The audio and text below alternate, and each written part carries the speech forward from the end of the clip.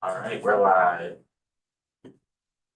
All right, good afternoon, everyone. 2 p.m. on Thursday, April 23rd. Continuing committee work this afternoon.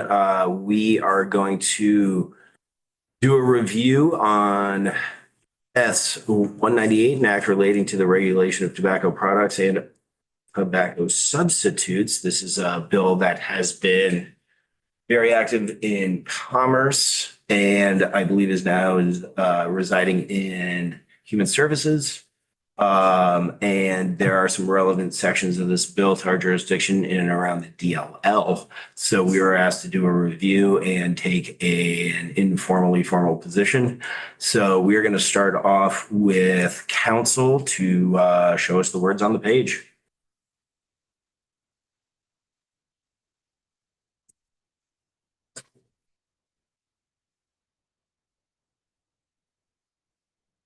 Good afternoon, Jen Garvey from the Office of Legislative Counsel. Are you a committee who likes words up on the screen?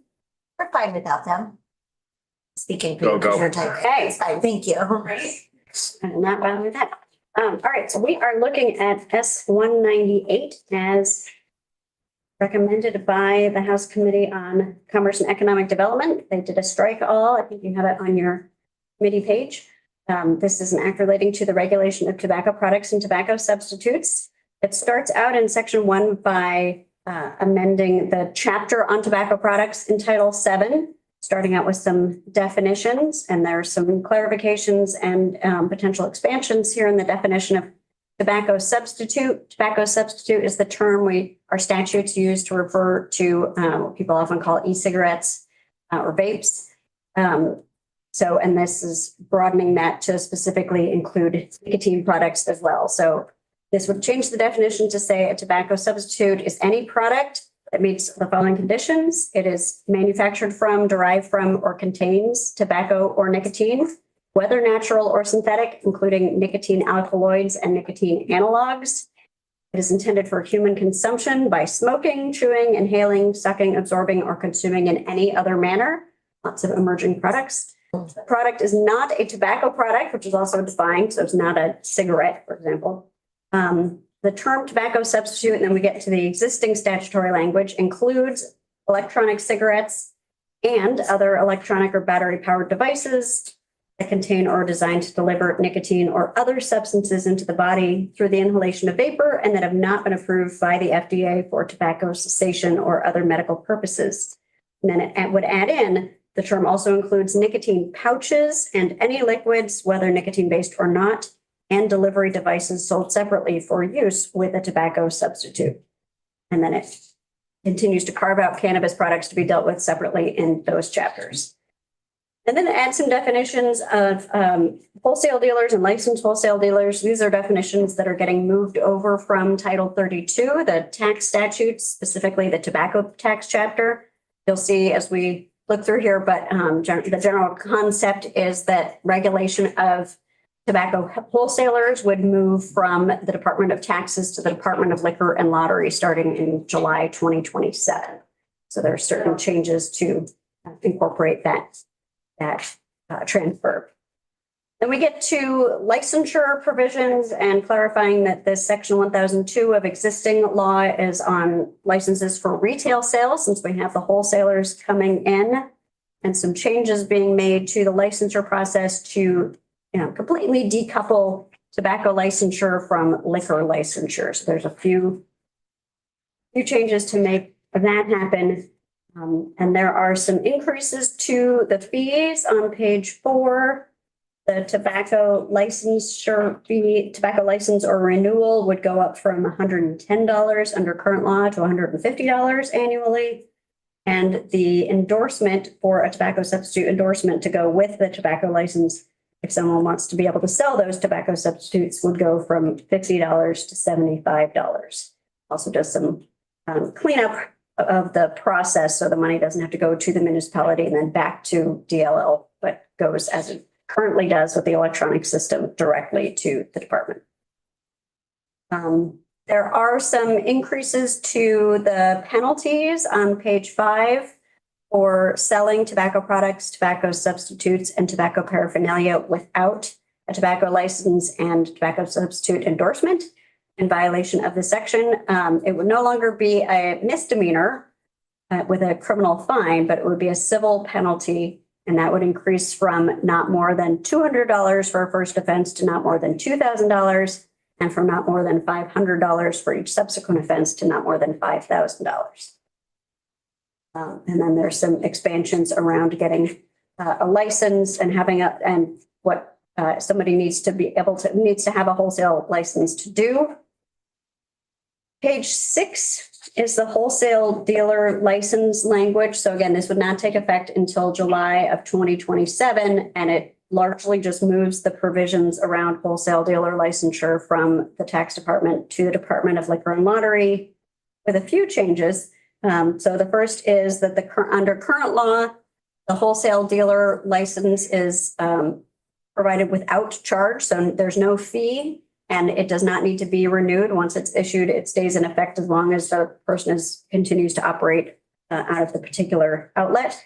This would change that to, on page 6, to impose a license fee of $1,245 annually, which I understand is the same as the license for a wholesale dealer for alcoholic beverages under this title. So keeping that wholesaler dealer license parity across the DLL regulated entities for the wholesalers. And then it requires it to be renewed annually. So it's an annual fee, an annual renewal. It also has an increased penalty amount on page 7 for penalties for sales without a license to mirror the increased amounts in the retailer section. So $2,000 for the first offense and not more than $5,000 for each subsequent offense. And those are civil penalties.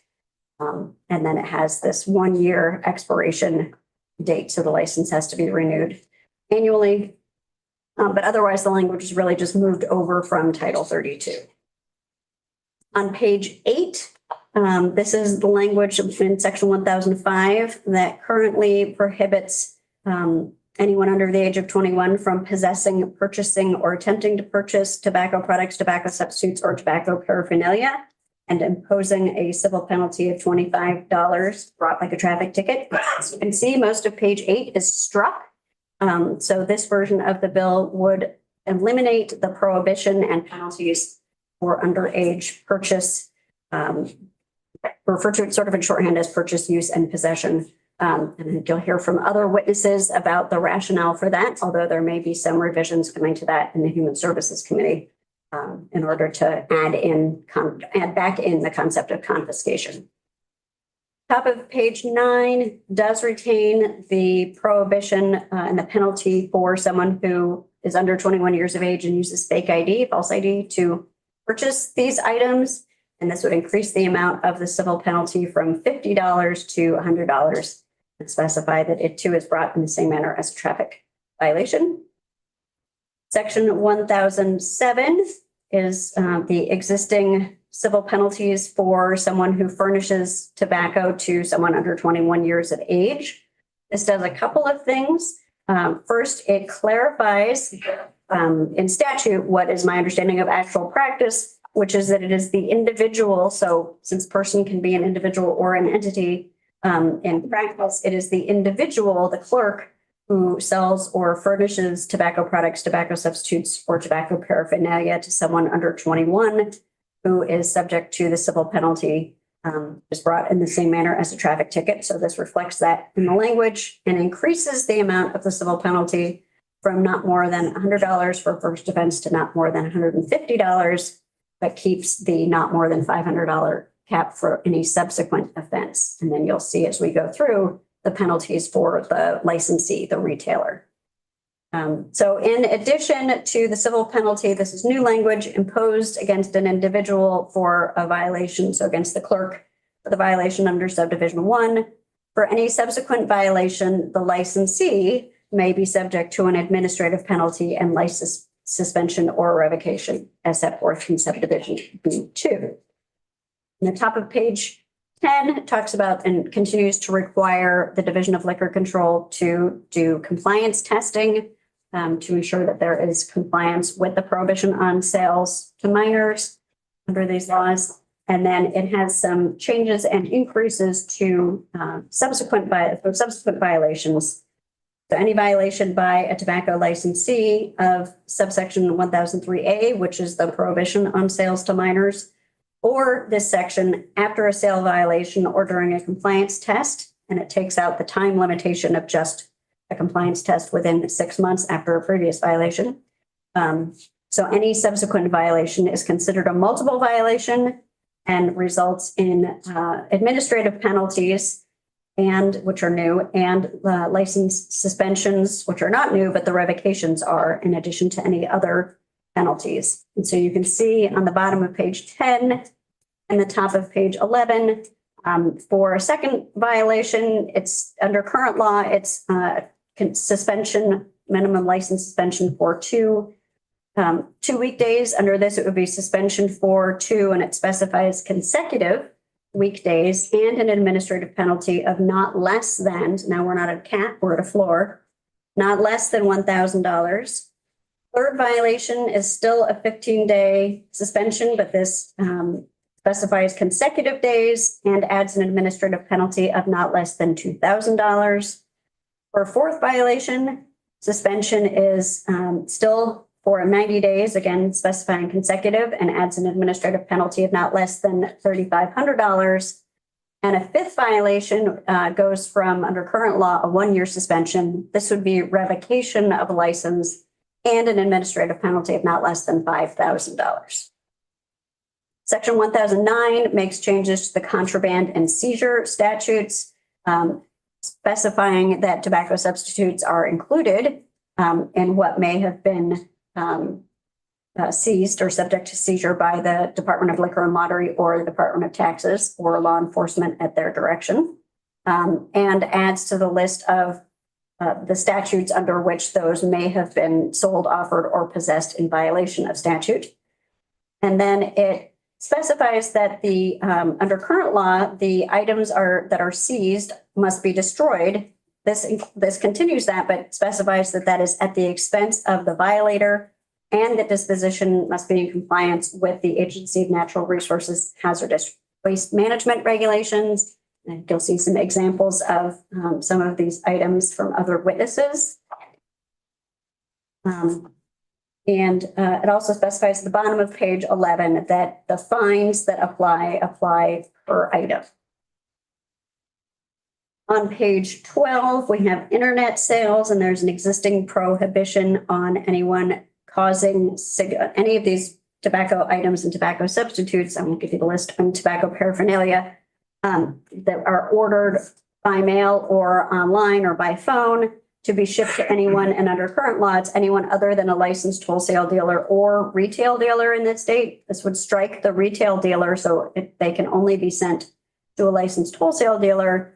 And then you'll see, and there's a new subdivision B1 saying that subsection does not apply if you're talking about a Vermont licensed wholesale dealer shipping directly to a Vermont licensed retail dealer.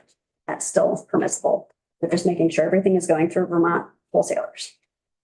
And then on page 13, some conforming changes, and then a new section 1013 prohibiting anyone from marketing, promoting, labeling, branding, advertising, distributing, possessing for sale, offering for sale, or selling a tobacco substitute or product or substitute that is, and this whole section is on deceptive products. So that is imitating a product that is not a tobacco product or tobacco substitute, including foods or brands of foods commonly marketed to minors, school supplies commonly used by minors, including erasers, highlighters, pens, and pencils, portable devices, including smartphones, smartwatches, video games or video game consoles, and inhalers. And I think you'll see some examples of these.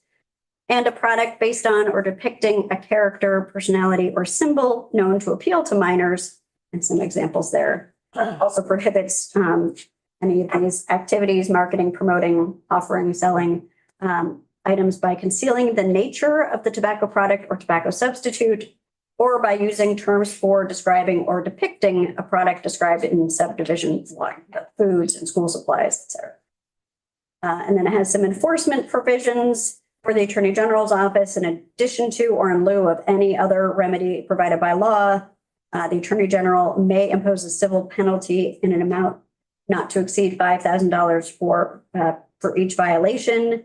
And it says that each instance of engaging in these prohibited activities is a separate violation. And it gives the state the ability to recover the costs of bringing the litigation.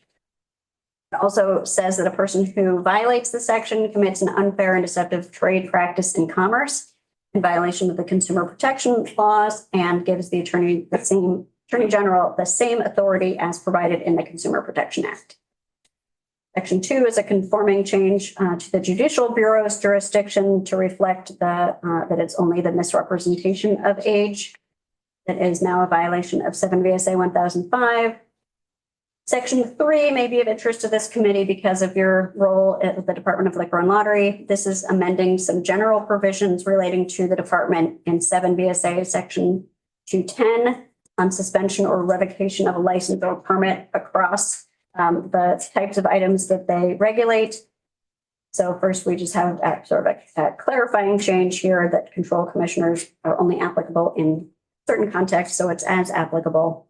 But talking about when they can revoke or suspend permit or license, taking out some of the references in this section to tobacco licenses because they're being dealt with specifically in Chapter 40.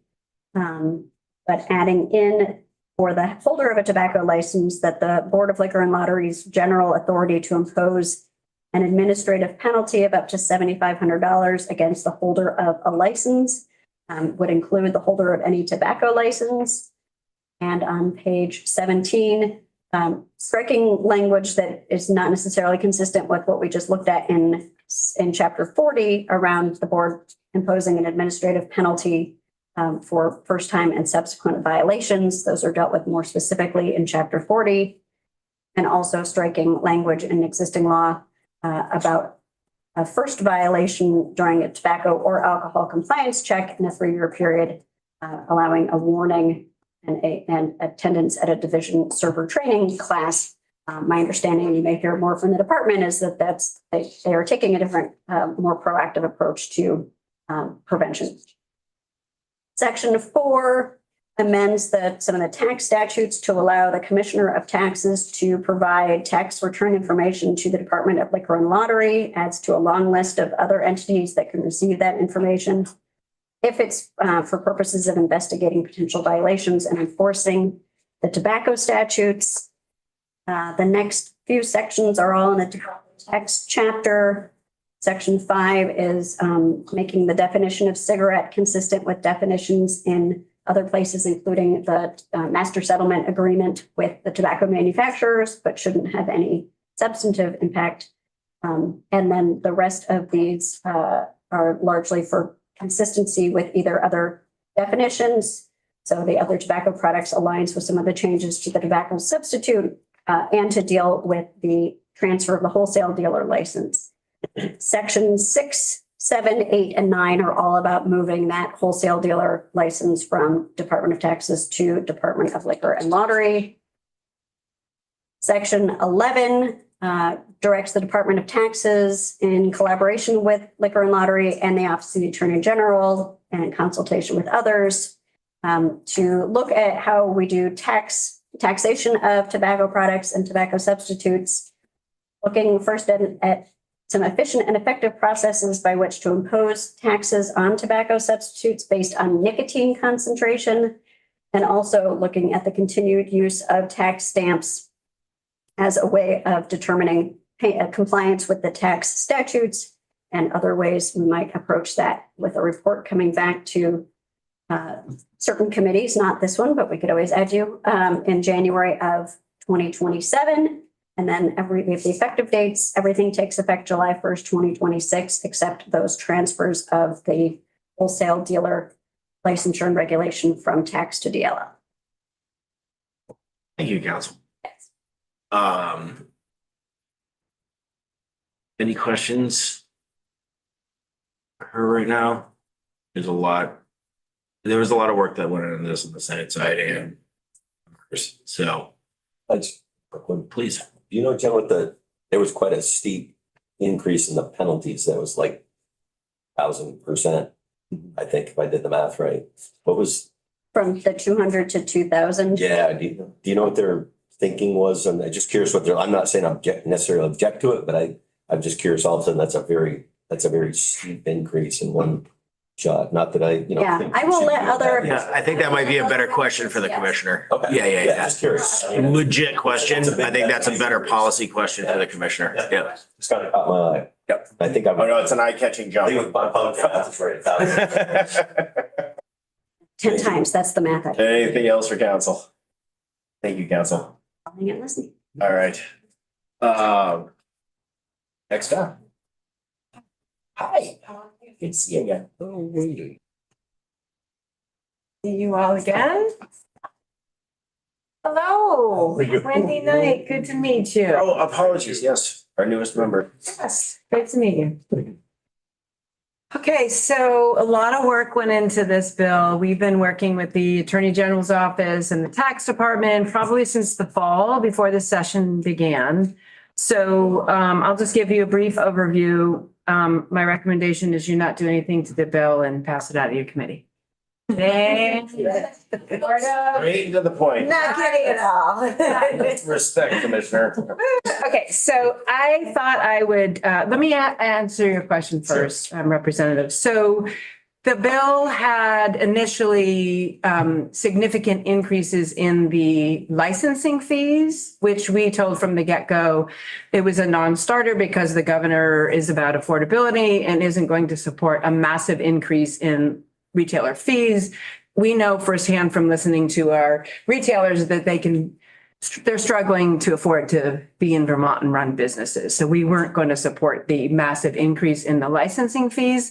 On the penalties, we were supportive of a much higher gradation of penalties because our view is, 90%, let's say, of our retailers are compliant, right? Because we work with them on education and compliance. So the ones that weren't compliant deserve, if you're not doing following the law, if you're not doing what you're expected to do in terms of making sure that minors don't have access to tobacco products, then you deserve a higher penalty structure. And that was our thought process there.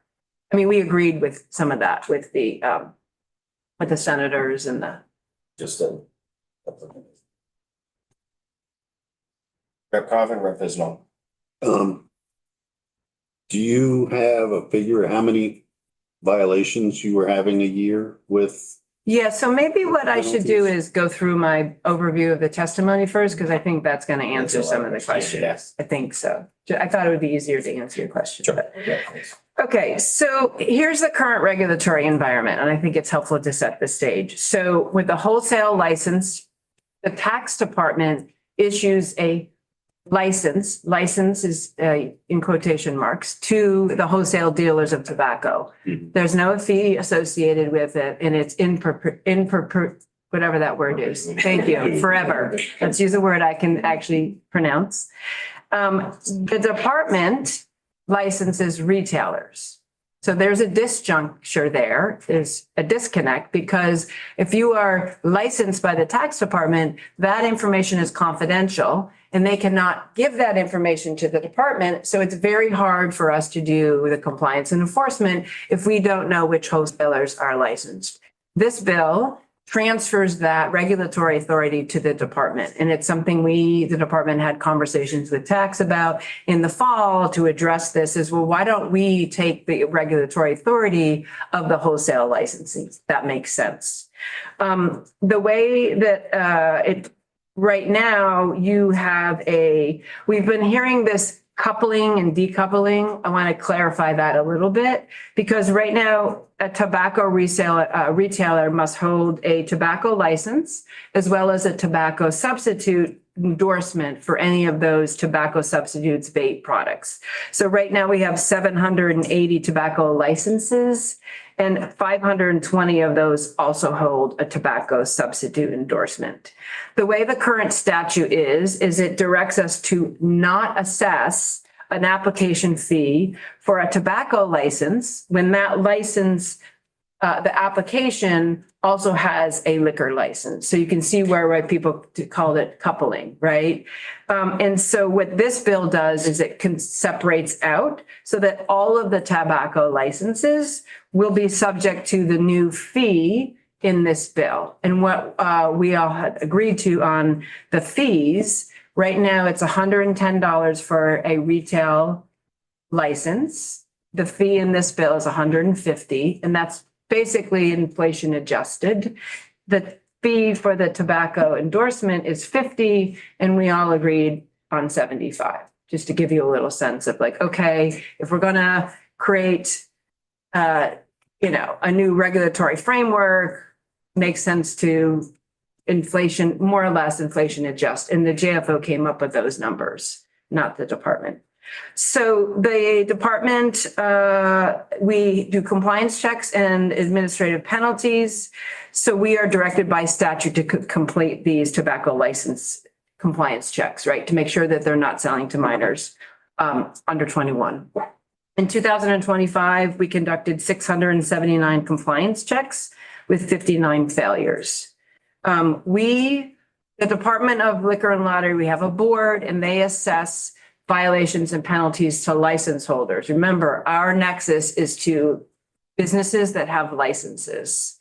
And so on the online, so we modified this bill to talk about administrative penalties because that is what the department issues, right? Administrative penalties. Separate is the civil penalties that are assessed to the individual. And those are handled much like a traffic ticket you heard Jen talking about through the Judicial Bureau. So when we are issuing violations, we go on a compliance check and they sell to a minor, we issue one to the clerk, the individual, and then one to the licensee. The online compliance work, this is what we do as part of our education, compliance and enforcement. We have 14 sworn law enforcement officers. We literally, they go in, they Google buy tobacco online, they find a website, they put in some products, they put the destination as Vermont. Now what it should do is not complete those orders. And so in the instances that where they do complete the order, when those are failed, we refer those to the Attorney General's office, and the Attorney General's office seeks their recourse for collecting whatever they collect, right? That's an Attorney General's. They go, cease and desist, and then they negotiate some sort of settlement. In 2025, we did 119 online tobacco compliance checks, resulting in 29 violations. That's about a 24% failure rate. In 2026, thus far this year, we've completed 66 online compliance checks and we've referred 5 to the Attorney General's office. So that's a 7.52% compliance rate, failure rate, sorry. Give you a sense. So we obviously support the wholesale licensure coming to the department. It was our recommendation. We strongly support the prohibition of those deceptive devices, which are very problematic. I think that we can all see that they're if this looks like a phone, but it's actually a cartridge for vaping, you can see where that would be problematic for parents, retailers, and regulators for that matter. What we've done here is we've codified the administrative penalties. So we've set a minimum administrative penalty. The current structure of the law said we couldn't even have a minimum dollar penalty, which is kind of silly. And it also identifies kind of those subsequent violations. Increase in fees, I already spoke to that in terms of the retailer fees. The Retail and Grocers Association, I think, has already conveyed that they've thanked us for lowering the $2,000 increase to something more manageable. And then the other piece I will add is that there's been some conversation about it and adding an additional DLL investigator position. We've been clear from the beginning, again, the fall when we were having conversations, that that was also a non-starter, could not support additional increase in retailer fees. We could not support the addition of a position. There are several reasons for that. It was not in our budget. We do a budget development in the fall. We did not ask for that position. We don't need the position. It's not in the governor's recommended budget. He's trying to make Vermont more affordable. We don't grow government, right? So it's not in the Attorney General's office budget, as far as I know. I have suggested to them if they are interested in an additional position, they should put it in their budget for next year, FY '28. I think that's a reasonable assumption that if I'm the appointing authority for the department and I'm responsible for operations, staff, and developing my budget, I shouldn't have another agency dictating what positions go in my budget. Some of the committee House Human Services heard testimony that the people that are purchasing these products, the majority of them are actually purchasing them at stores, not online. So there's some testimony on that. And setting up a position that's funded by penalties creates a really perverse incentive. So our recommendation is that the position for a DLL investigator not be added back into the bill. We would not support it, and the governor would not support it. We worked really hard to create a bill that creates very strong regulatory structures. I think this bill does that. It really aligns and transfers that regulatory authority for retail and wholesale with the department. We've codified the minimum administrative penalties in the bill. We have codified that there's a consecutive license suspension and eventual revocation for those licensees that are not abiding by the law and selling to minors. And it bans the deceptive devices, which I think are all very dangerous.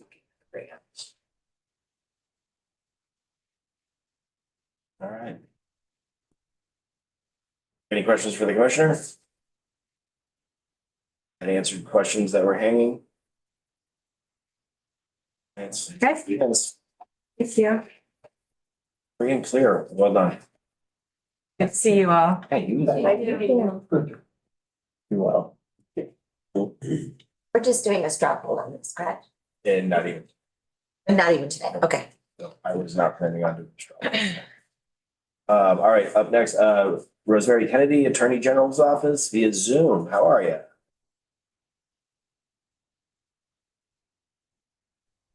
I'm good. Thank you very much for having us testify on this bill.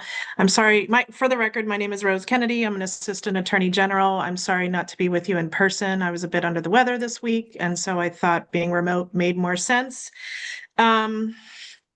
I've been at the Attorney General's office since June of 2022, and since May of 2024, my primary task has been tobacco enforcement.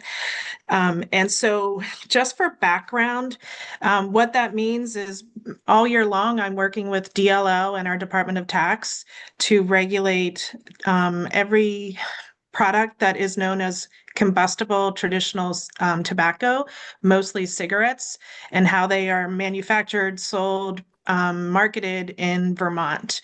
So we work together all year long to really keep track of every cigarette and other products in that category that are sold in Vermont and make sure that they comply with the master settlement agreement. And just in case you don't know what the MSA is, it is a contract basically that 46 states and Big Tobacco struck in 1998 because of the detrimental harms that tobacco products cause. And so every year the states receive payments from the tobacco companies because of their products and what potential harms they cause to citizens. Just last week, we received approximately 22 million from Big Tobacco because of this, and that goes into perpetuity. So I raise that just so you understand just how lucrative this business is and how potentially harmful this business is, that they're willing to give a state like Vermont, one of the smaller states, a payment every year in perpetuity of approximately $22 million. So, and I like to show the MSA. It's kind of hard to do this over the television, but it's a very detailed contract that monitors the sale of cigarettes and other combustible tobacco products. None of that exists in the same way for vapes and nicotine products. And so that's why we're here asking for you to consider S198. Like I said, the MSA was signed in 1998. These vape products started to hit the market in 2006. And in 2016, the US government assigned authority for them to the federal government. And almost immediately, they were inundated with applications to put these products in the market. Something like 6.5 million applications hit the FDA. So almost immediately they were overwhelmed. And so what has happened in the market is that there's been very little federal regulation, and most of what you see on Vermont shelves is actually illegal.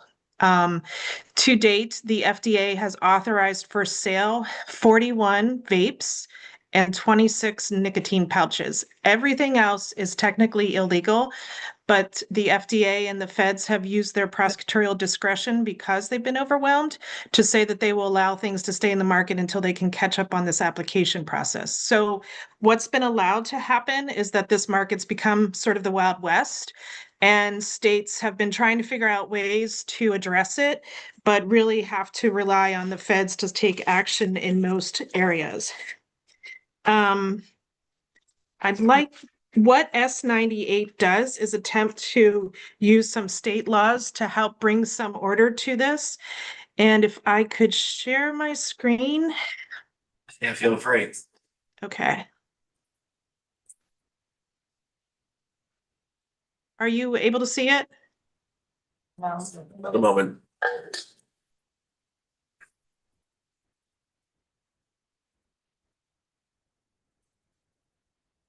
About now. It's on its way. Boom, got it. Okay. So, and you're able to see the product? If we're Looks looking like- at what looks like a little stuffed animal in a fuzzy costume. Yeah, that is actually a Alright. vape.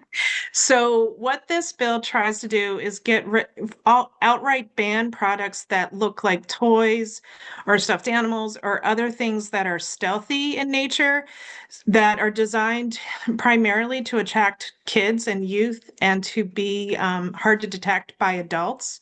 So for instance, this is a toy.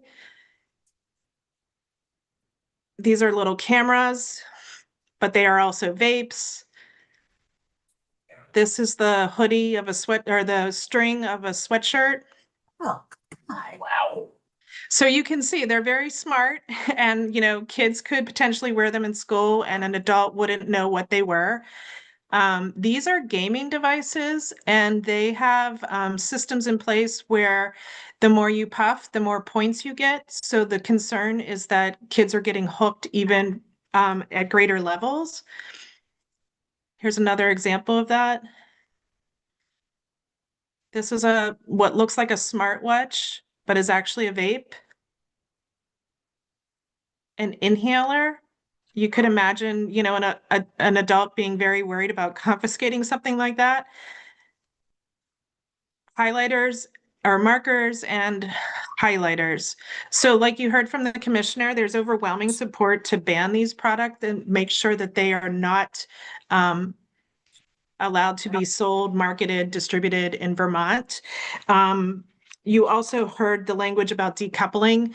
We are asking for the framework that, there be an intentional desire to sell tobacco and tobacco substitute products, not just if you get an alcohol license, the tobacco license can come with it. We want retailers to really think about these products and whether or not they want to sell them.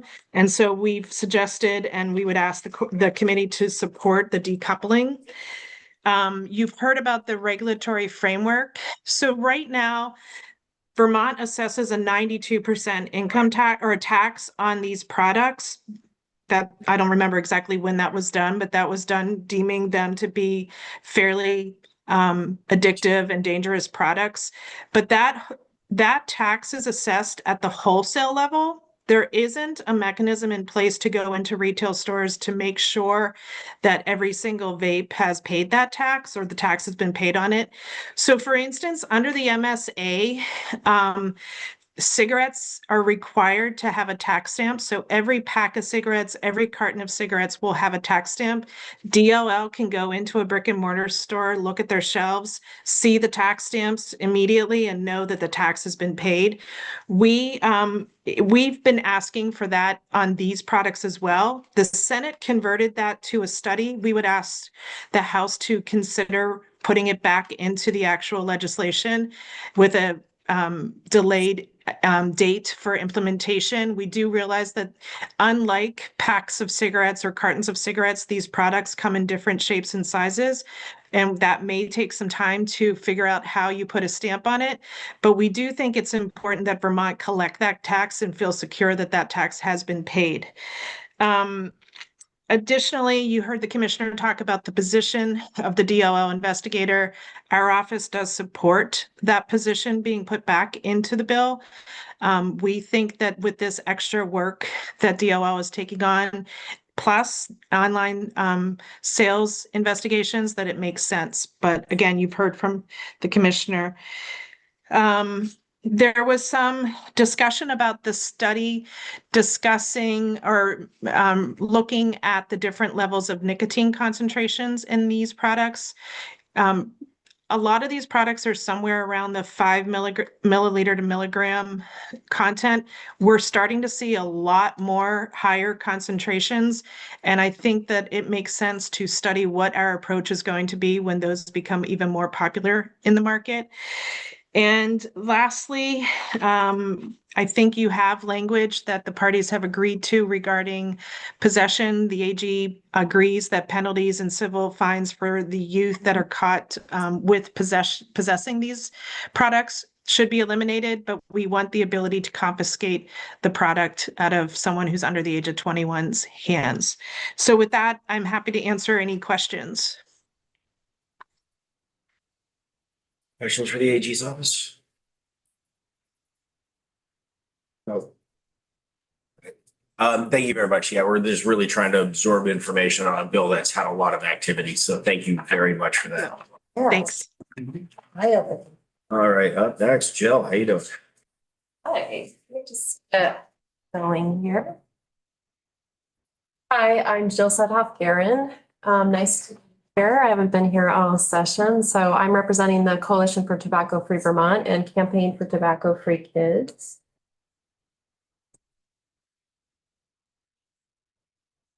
And I'm going to share my screen too.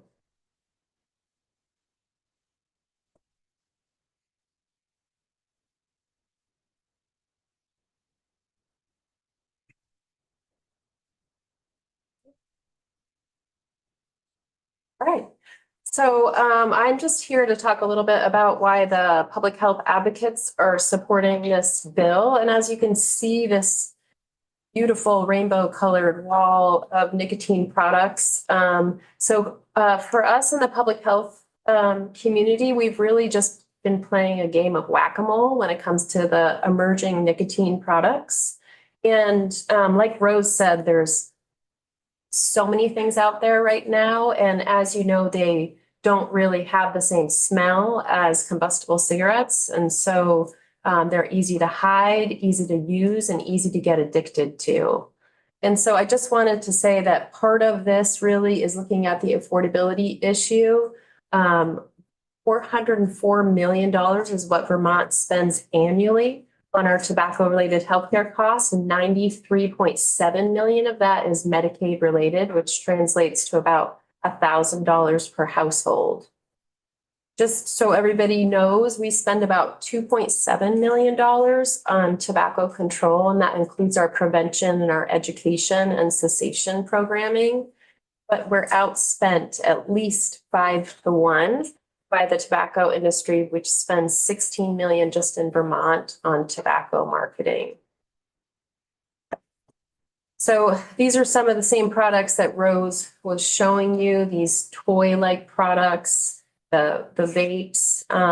Right now, the nicotine pouches are definitely being like they're second in terms of sales, and they're really being promoted to youth as a healthy alternative, something to use before sports, something to use if you have ADHD, and they have a ton of nicotine in them. So the data from our Vermont Department of Health shows that most kids feel like it's very easy to get these products.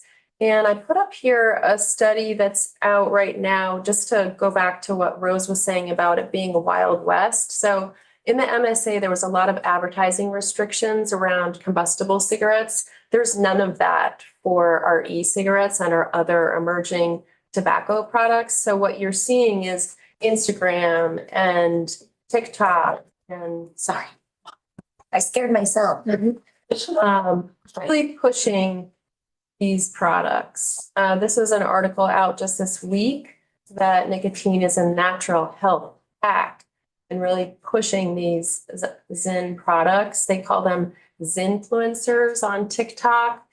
And there's really nothing that we can do in that space. But what we can do in our space, and I put Noah Kahn up here because of course he's a Vermont favorite. I think we have a resolution this week celebrating him. He gave a special show just for folks that did Zyn Rewards program because each canister has a little reward in there. So like old school Camel Cash? Exactly. Oh, wow. Exactly. So I always wanted that bomber vest, power jacket. people on the floor, yeah. Tickets. What we're seeing is actually in our public health community, you know, most of our education in schools starts in middle school, but it doesn't start in elementary school. And that's where we're seeing this because kids know when a product is being marketed to them. Yesterday, Tina Zook, my colleague from the Heart Association, was passing around some of these vapes. They're rainbow colored and they smell so deliciously candy-like that in House Commerce, Jonathan Cooper was like, "Ooh, I want Skittles now." So it's definitely marketed to kids, and these are the products that we want to restrict off the market.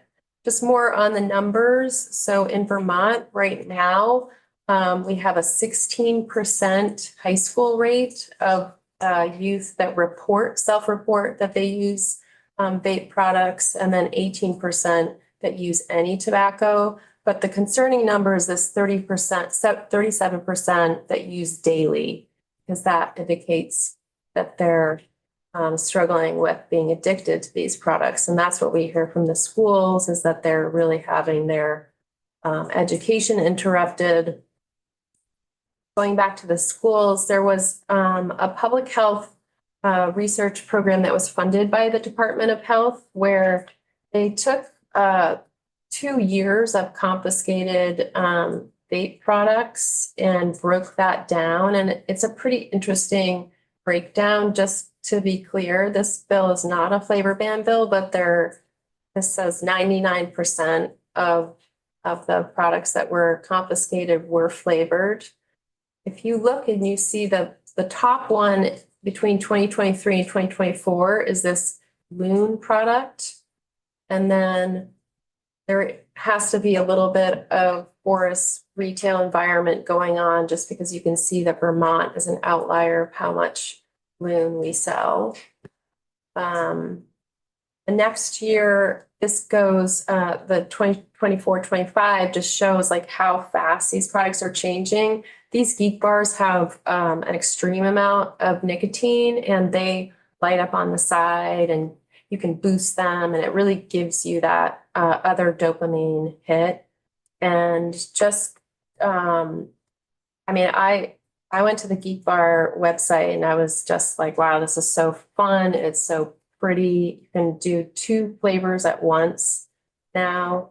And then this is, you know, when in 2019, when we did pass the online sales ban, we were concerned about the Juul pods. We were like, oh my God, it's 1 pack of cigarettes in that 1 Juul pod.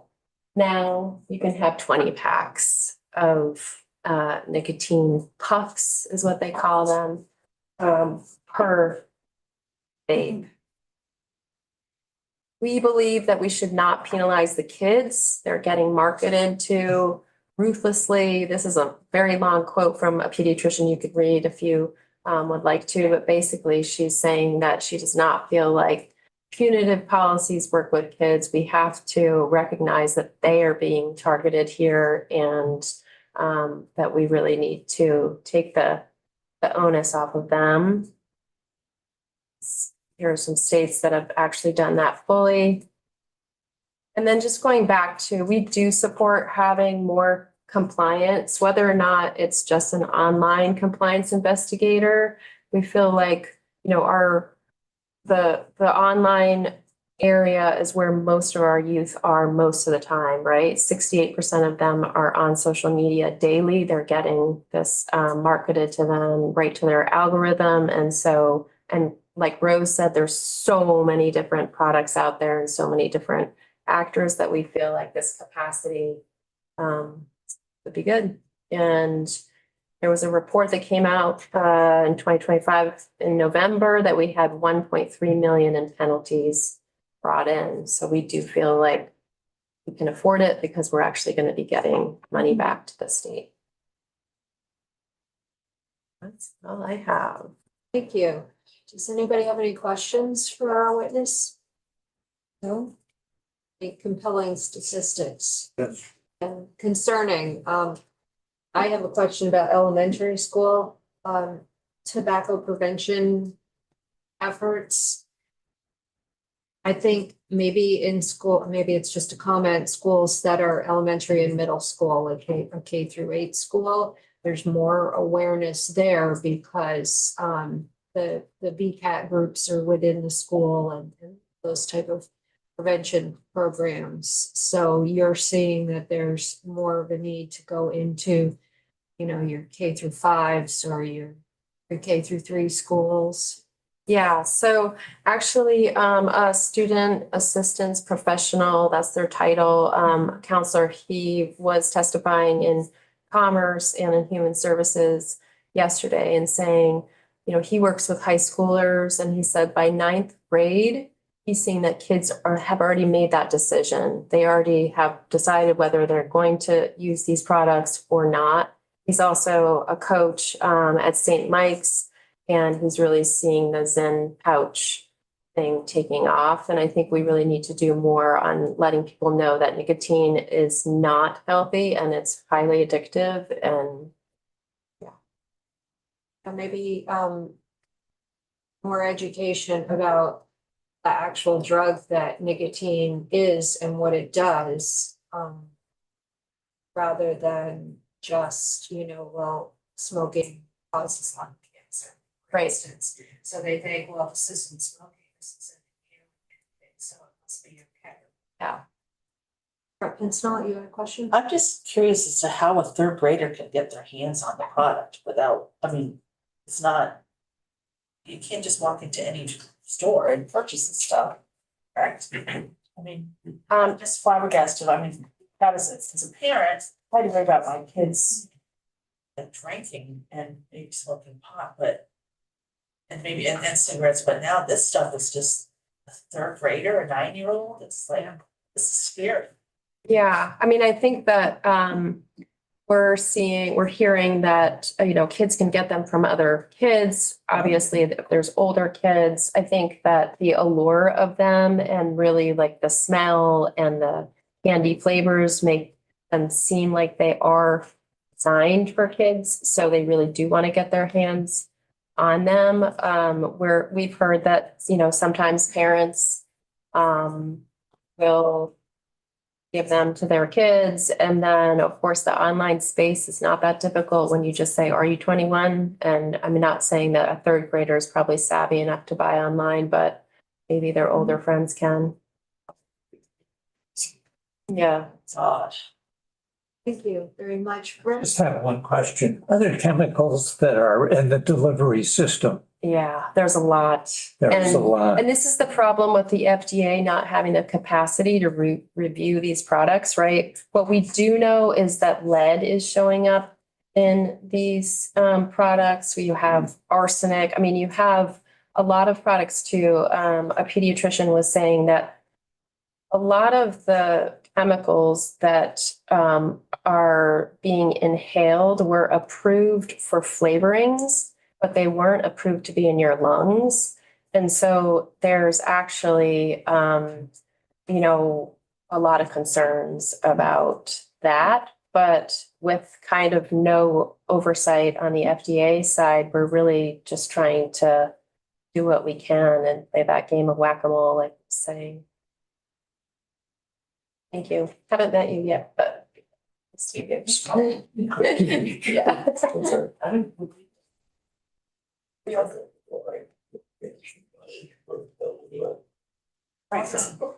Thank you. Hi, everyone.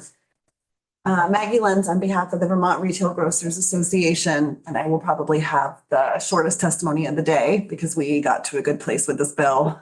We're never going to say that we can support any type of increase in fees or penalties on our members, but I think we worked, everyone came to the table in good faith, and we got to a place where we understand the fees being raised, why they were raised, tied to inflationary measures.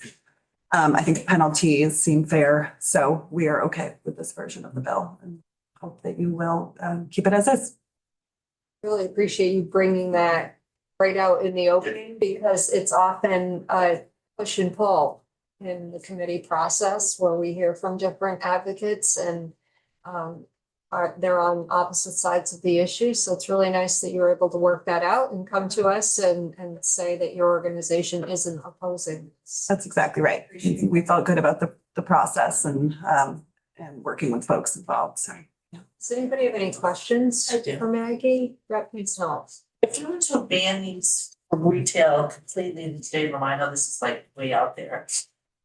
Would the retailers be upset about that? Are you talking about the deceptive devices? Yes. We do not have a position at this moment on an outright ban. I will say we completely support the aim of keeping these devices out of the hands of children and share the concerns that everybody, I think, working on this does. But I can't speak to that because it hasn't come up as a full position. Questions? Okay, thank you very Short. much. Sweet. Thanks, everyone.